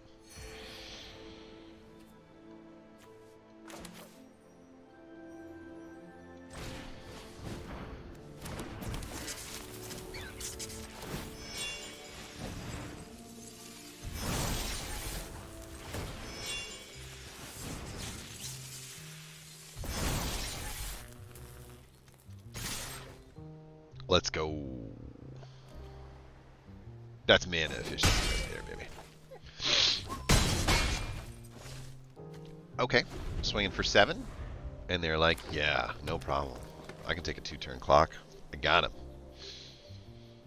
He doesn't have me. Not in 2 turns. I'm expecting one of those children of the pack or something like that. And it didn't, unfortunately, for him.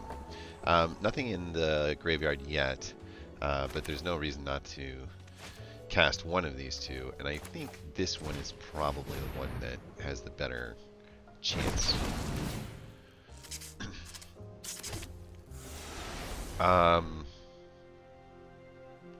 By attaching the lizard blades to the aspirant, we're going to end up making a much better attack than if we were doing the opposite. So yeah, I think we attach the lizard blades to the aspirant.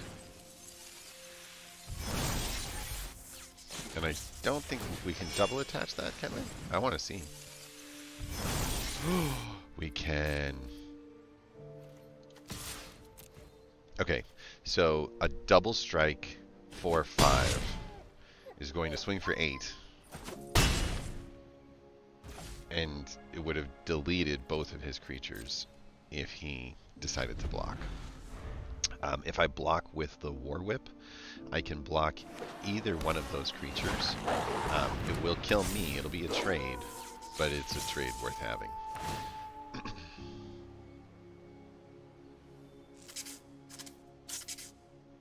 Like I said, if he picks one of those, it's probably the double strike one there. And we're okay with that, because what we'll do is this, and then we'll trade that out, and then we'll attach the War Whip over. Oh no! We missed. That's okay.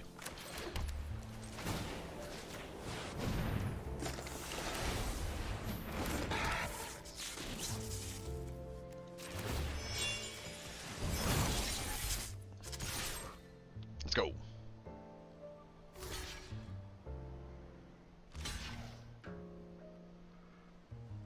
I like getting rid of this thing more.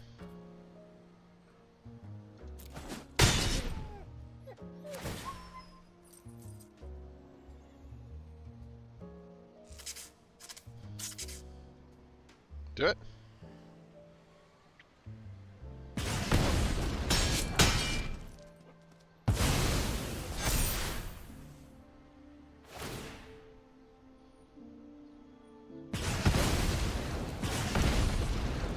Dude, what a brutal card.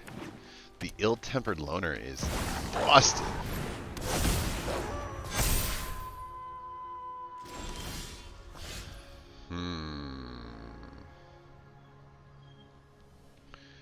I Michiko's Reign of Truth, huh?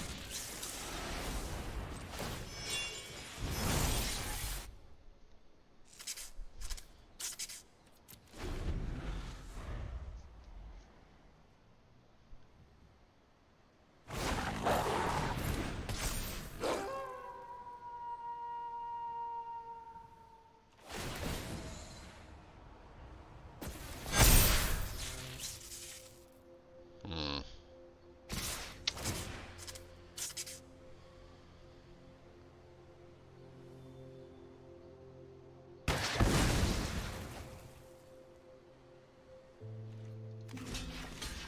This guy is remarkably well set up to kill me.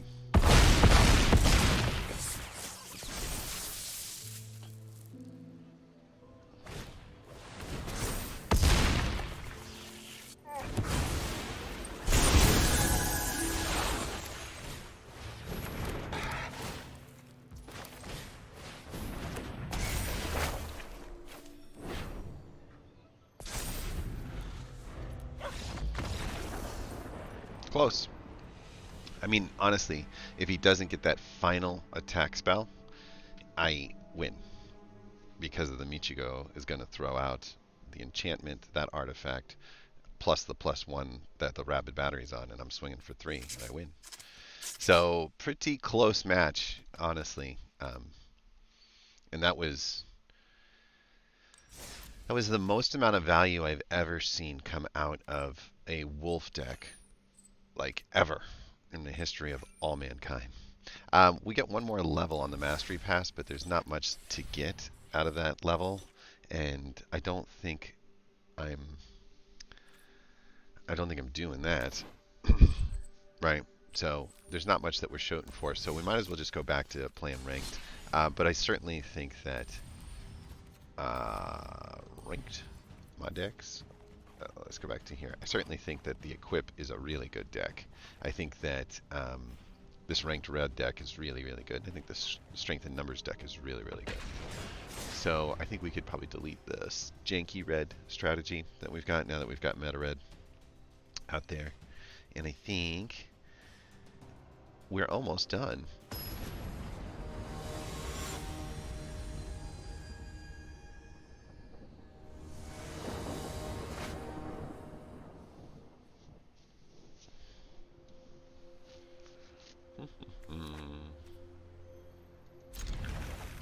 I like it. I like it a lot.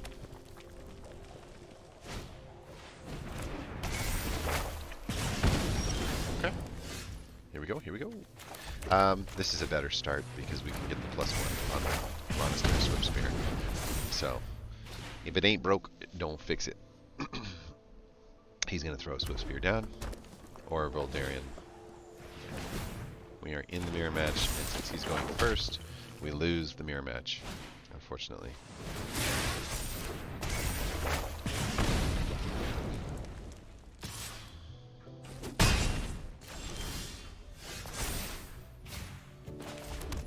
I think we just lightning strike his Swift Spear, because otherwise we can't race. Like, we've got too much of a head start at this point.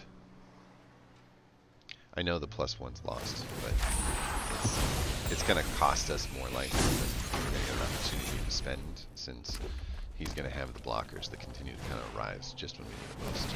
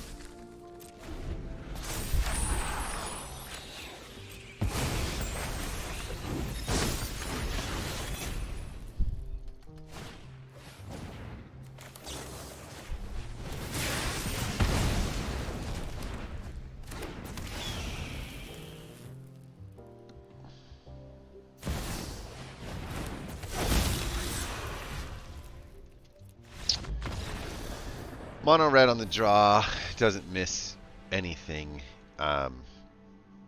May not be possible for us to beat just because all the tools that we would use to win are getting used against us. So we'll live without it.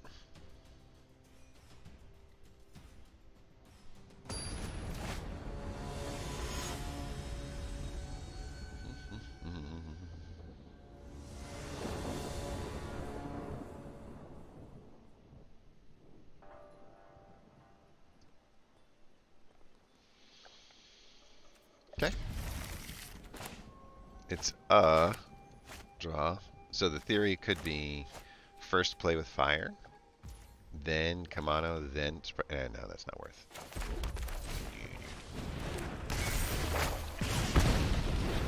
Maybe we can play with fire their thing if we get a 1 mana drop. Boldarian Swift Spear, Monastery, who knows? Who knows? Could be anything, but we're gonna get it. We didn't get it. So, unfortunately, we're doing this. And we're going next. We're gonna keep our stuff if we're going up against red, blue ninjas. What the heck are red, blue ninjas? I've never heard of them before. Yes, wait, and you know, ramp. We ain't gonna need no ninja enabler.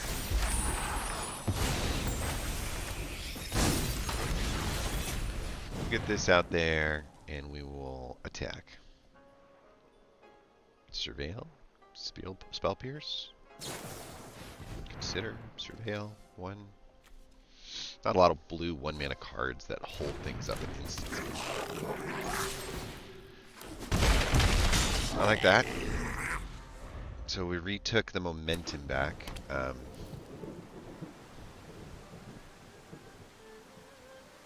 If I was doing this, it depends on what we draw, but if we end up drawing a land, we don't have 4 things to get rid of in our graveyard, unfortunately, for Squee.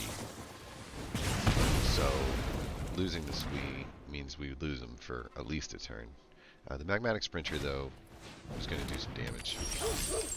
And I do think that we consider... I'm just going to throw Sprinter out, okay? And I'm going to put the stuff not on the Sprinter. I know that sounds weird. I'm going to put it like here, okay? And then I'm going to all attack. And the first strike just means that that's not great. But now I've got a modified creature. The reason why that's important is because of the flame. The flame will deal 3 damage, and if you control a modified creature, which is what the oil on the creature does, he'll do 2 more damage. And so it's like I have a 1/1 here. In 2 turns, theoretically, it could make his way in to get 2 damage done. Or I could do this, use him as a sacrifice, squeeze the extra damage in here. Oh no, I don't have a modified creature anymore. I think he keeps it, right? Yeah, he keeps it. But that's a weird thing to steal. I don't know why I would steal that. This is fine though. We're not mad about that. The Greyhound is excellent at blocking our creature. That's okay. It's going to just go no problem, and our creature will just die. And unfortunately, the first strike kills it before it gets a chance to use its trample and get its attack in. So we're going to have to use the flame. If we get 1 more piece of mana, we can do both. We can use the Sprinter and the flame, the flare, I should say. And I think that's ideal. But let's see. He's patting himself on the back, feeling pretty smart about having a Gold Hound. I've always liked Gold Hounds. They're a mana dork, they've got Menace, they've got First Strike, and there's not a lot of more ways to spend 1 mana and get more out of a card. It's also an artifact, it's also a creature. It's got a lot of triggers. It's also a sacrifice target. Well, that's better for us. It means that the Etchings of Kamano is toast on the next turn. Nah, it's not better for us. Okie dokie. We still did it because of the fact that we have a 1 mana spell now that will do some damage here.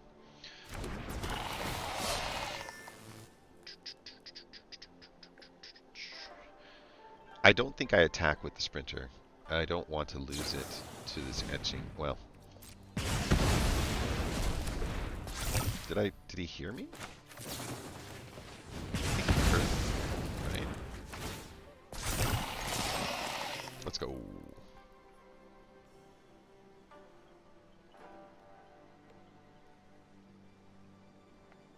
Do we have to have 1, 2, 3? We need another one.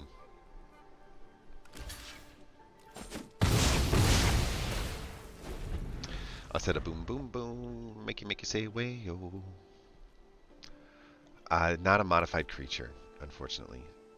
So Moon Circuit Hacker gets a free attack, and it deals combat damage to a player. You can draw a card, and then you have to discard unless it enters this turn. You get the extra card, and you're feeling strong, but you're gonna die right now. Oh no, we're down to 16. I expected a ninjutsu. I truly did. Okay, this is kind of cool because we can just get rid of this thing, which prevents the ninjutsu from happening on the next turn. But the other piece of the puzzle is it puts another card into here. And so when we bring Squee back on the next turn,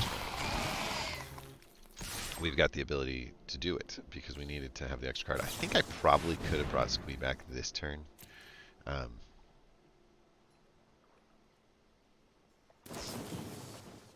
much does that cost?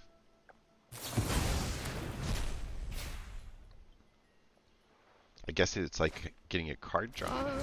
It's such an interesting card.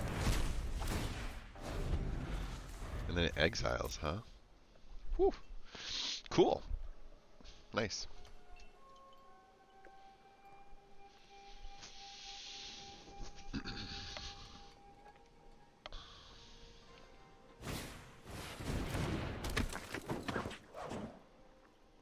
We've already established that that does not do the best job at blocking me. I'd rather just put this out there, get rid of you, and you. Squeak!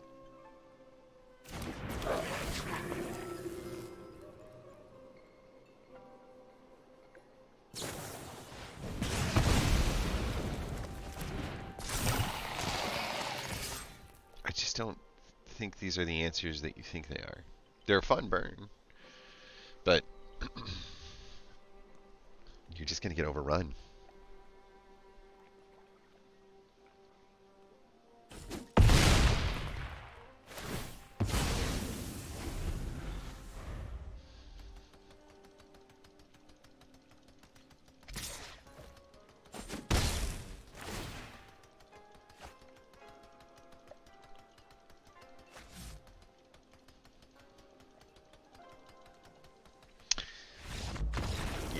Some things to consider are that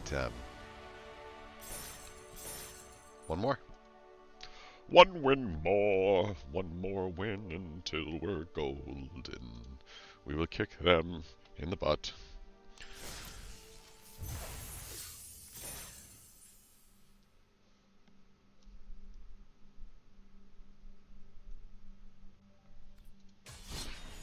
One win more.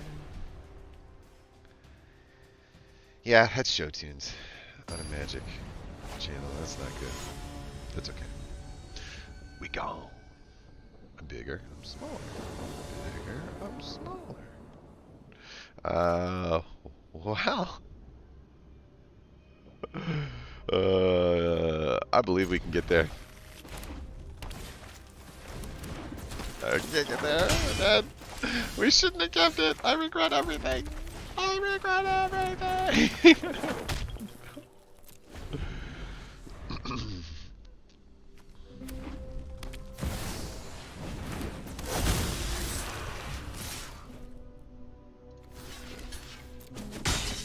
Nailed it.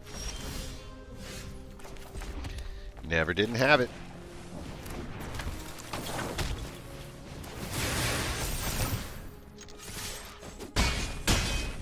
What? Did we just take the lead in the race? Ooh.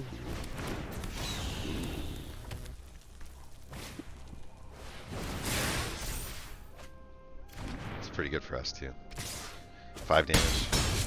It's 12. The answer here is carry flame this guy.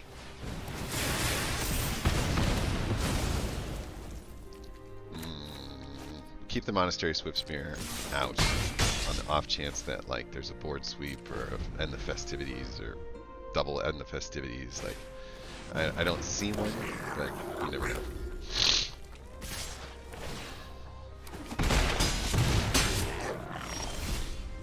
I think we can do this. So we have 3 mana. If I put this guy out and then I face, I'll be swinging for 6 and the face will finish. So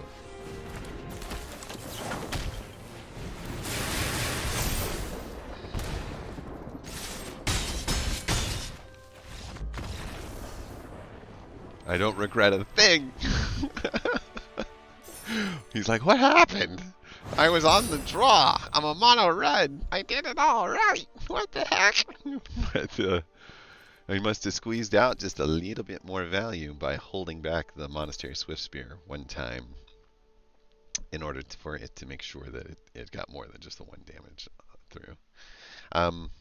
That wasn't really the play that won. The play that won was getting 3 Monastery Swiftspears out and having something that can go face, right? As good as Squee is, he's not fast. I mean, he's only delivering 3 damage for 3 mana on the first attack. That's not insane. So, as much as everyone gets excited and says like, I've got the Squee, I'd much rather have the Forge, I think, than the Squee. But still, pretty solid, right?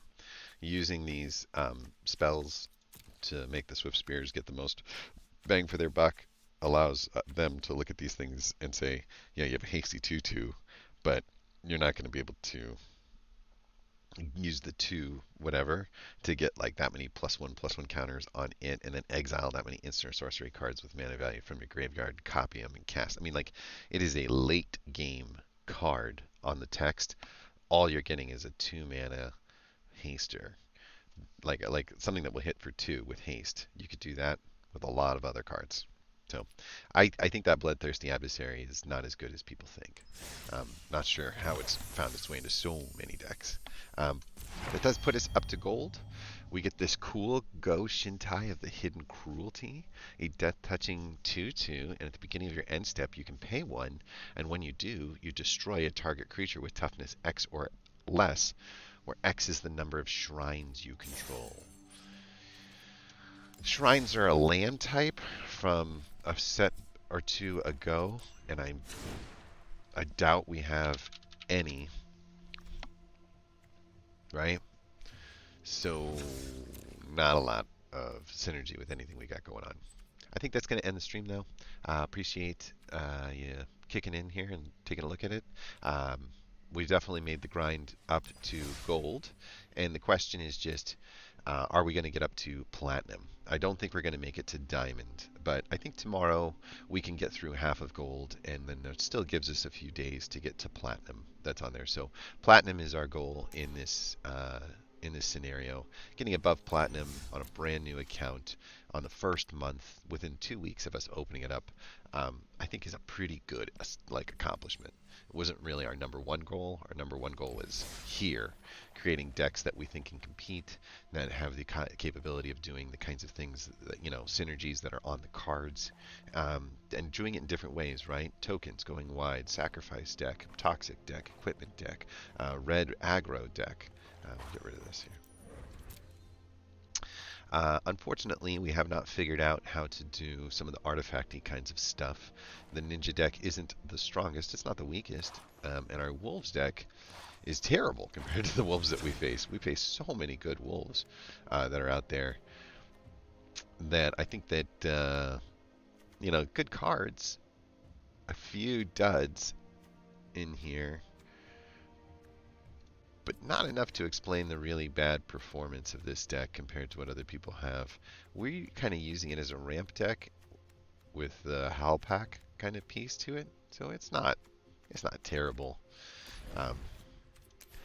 I'm not sure about, let's say, this card, and I think I would rather have some removal that I could put into there that isn't 3 damage. The Moonrise Moonslash was kind of a cool combo too. I don't think that card's going to do us any good. I like this though.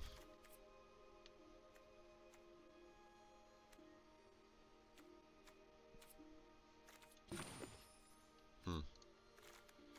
It's not a super expensive. Well, it is actually 3.3, but these are making it look worse because we're not planning on casting these at cost, right? We could cast this at cost for sure because of the 2 less, so it goes down to being a 4/4 kind of piece. Is that the best wolf?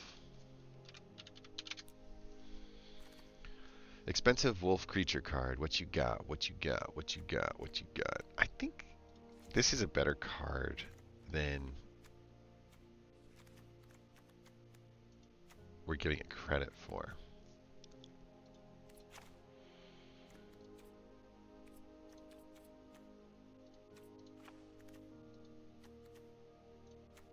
Yeah, I like that. A little bit more aggressive when in the 3-mana spot here.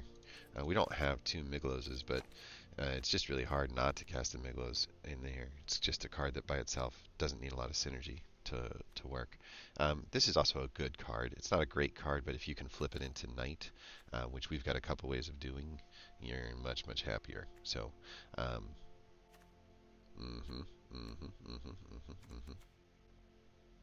could live with 1 less of these guys and 1 more of these guys.